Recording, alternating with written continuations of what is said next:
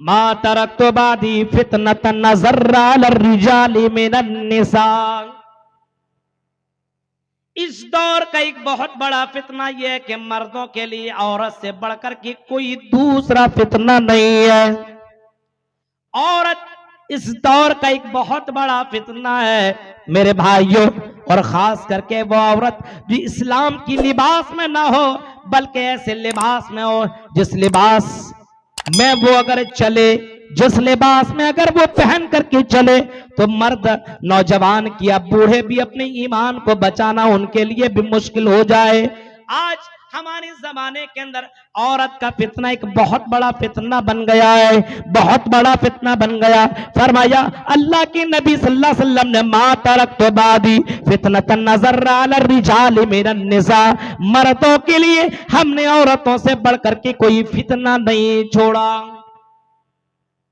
शादी ब्याह में और जलसो जुलूस के अंदर कम से कम आप देखिए औरत के लिबास, औरत पूरा का पूरा पर्दा है, छिपाने की चीज है। अल मर्रतु औरा फैज़ा खरजत इस्तशरफहा शैतान, पूरा का पूरा पर्दा है। अभी आप बाहर घूमिए तो पता चलेगा इतनी रात को कितनी लड़कियां बगैर हिजाब की चल रही हैं और किस लिबास में चल रही है। औरत दुनिया की सबसे कीमती दौलत भी है, कभी आपने फरमाया अलमरतु सालिहा, सबसे कीमती दौलत दुनिया की नेक औरत है, नेक औरत। लेकिन अगर ये औरत, अगर यही औरत नेक से हट जाए और शरारती करने लगे, गैरों के तरीकों को अपनाने लगे, उन्हीं जैसे कपड़े पहनने लगे। आज देखिए बुर्का भी पहन रहा है तो डिस्को बुर्का, बुर्का भी पहन रहा है, हिजाब भी पहन रही है तो ऐसा लगता है कि हिजाब पहनी ही नहीं है, पूरा जिस्म नजर आ रहा है। इसको कौन सा बुर्का और कौन सा हिजाब नजर, इसको नाम दे दिया जाए समझ में नहीं आता। भाई के सामने बहनें ऐसे निकाब और ऐसे ऐसे बुर्के पहन रही है लेकिन कोई फर्क नहीं पड़ रहा है। पूरा चुस्त, पूरा जिस्म का उतार चढ़ाव नजर आ रहा है। ये बुर्का नहीं, ये लड़कों को अपने तरफ माइल करने का एक लिबास है, लिबास। इस बुर्के को हटाओ और वो बुर्का पहनो जिससे आपका पूरा जिस्म न दिखता हो, पूरा जिस्म आपका ढक जाए। कभी आपने फरमाया था कि मेरी इस उम्मत के अंदर एक ऐसी औरतें आएंगी, निसाबुन कासियातुन आरियातुन माइलातुन मुमिलात। मेरी उम्मत के अंदर कुछ लड़कियां ऐसी आएंगी जो कपड़ा तो पहनेंगी लेकिन नंगी नजर आएंगी, नंगी नजर आएंगी। कपड़ा पहने के बावजूद उसके जिस्म का पूरा उतार चढ़ाव नजर आएगा।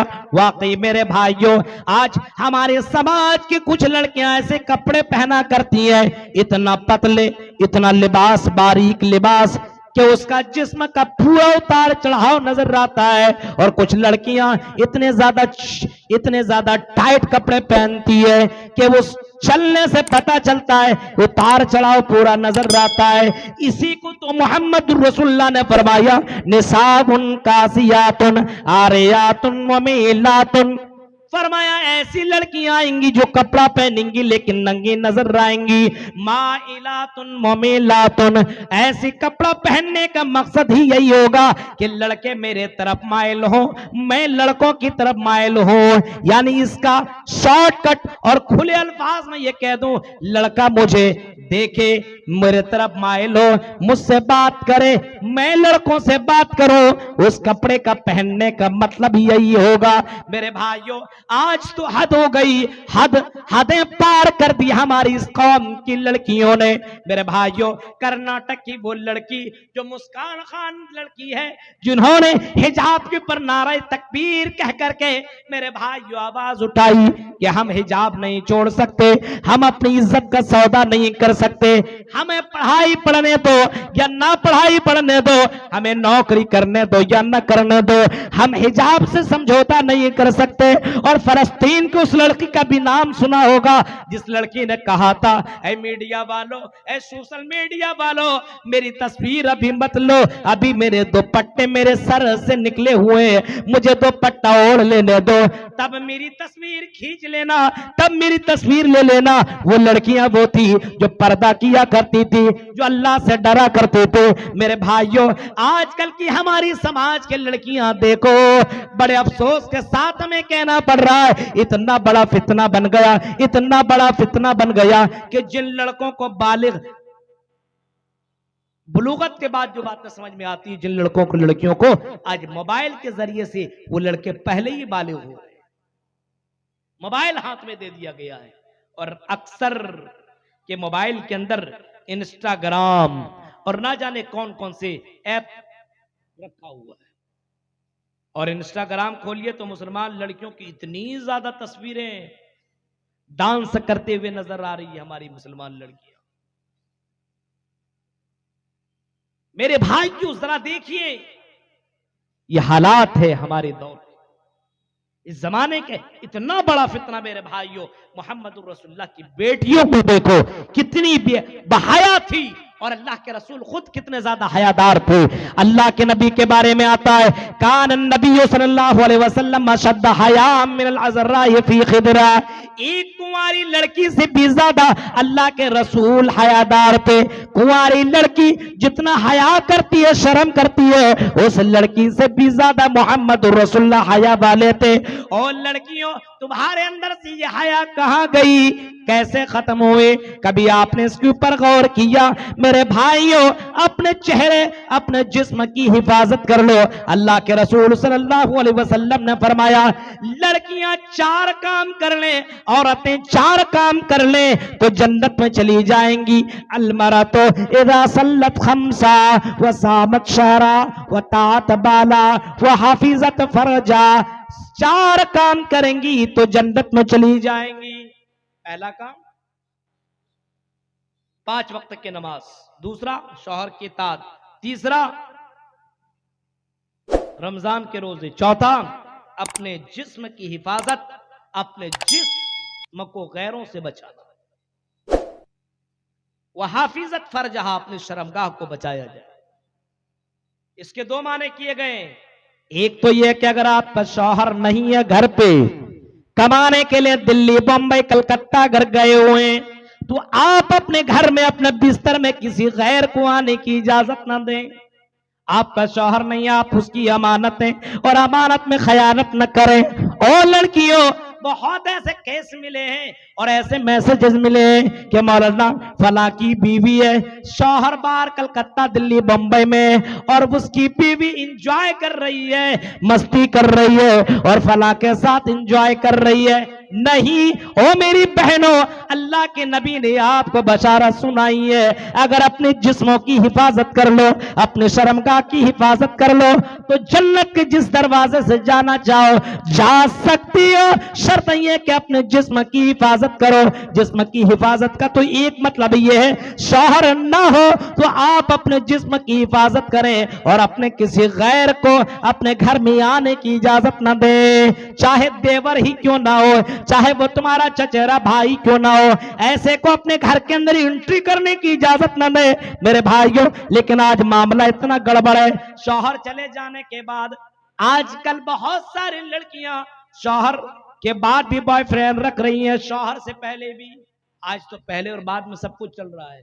आज कंपटीशन तो इसी काम में तो हो रहा है, लड़कों का भी यही मामला है। कई कई गर्लफ्रेंड, तुम्हारे कितने हमारे कितने।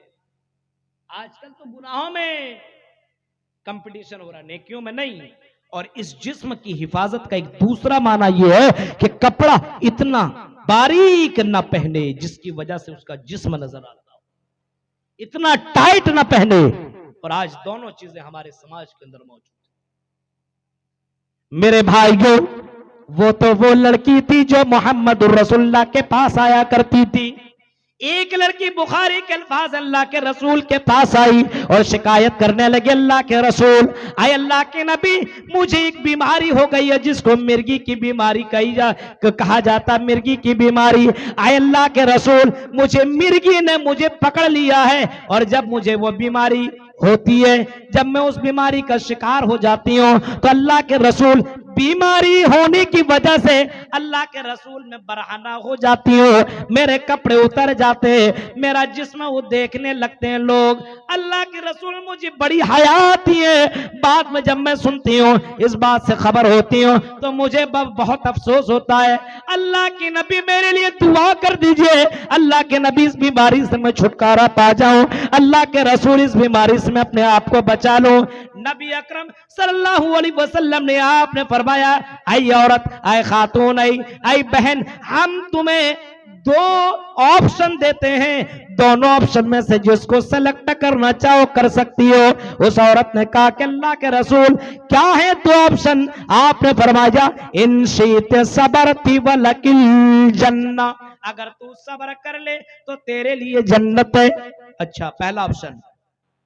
और दूसरा ऑप्शन, वन शीते दाऊतुल्लाह यस्फिया के, अगर तू कहे तो तेरे लिए मैं दुआ कर लो, तेरे लिए मैं अल्लाह से दुआ मांगो और अल्लाह ताला तुम्हें ठीक कर दे, लेकिन इस दुआ में तेरे लिए जन्नत की गारंटी नहीं है। लड़की ने बहुत सोचा, फिर कहा कि अल्लाह के रसूल मुझे जन्नत चाहिए, अल्लाह के रसूल ये बीमारी होने तो मुझे जन्नत चाहिए, लेकिन अल्लाह के रसूल मेरे लिए दुआ ये कर दीजिए कि अगर मैं जब ये बीमार हूं, जब मुझे ये बीमारी उठे तो अल्लाह के रसूल में बरहाना ना हो, मेरे जिस्म का कपड़ा ना उतरे।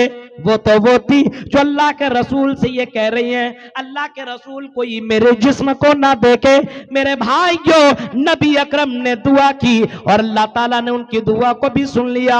उस औरत को उसके बाद कई मरतबा वो बीमारी हुई, लेकिन कभी भी वो बरहाना ना हुई, कभी भी वो नंगी ना हुई और अल्लाह ताला ने उसके जिस्म की हिफाजत की। वो तो वो थी जो बीमारी की हालत में चाहती थी कि हमारा जिस्म कोई ना दिखे।